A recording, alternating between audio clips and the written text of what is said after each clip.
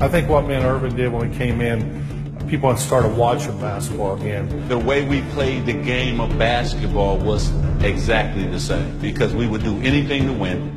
We didn't care about scoring points. We cared about winning the game and making our teammates better. Not only basketball, but we were able to change the NBA too.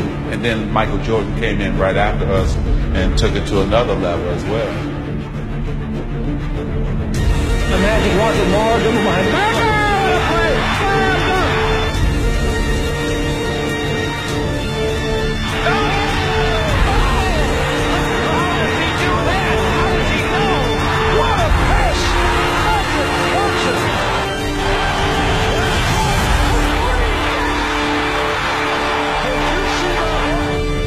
His total dominance at both ends of the floor.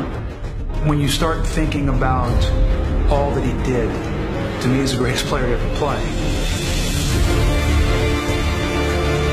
Here's Michael at the foul line. A shot on Elo. Good! The Bulls win! The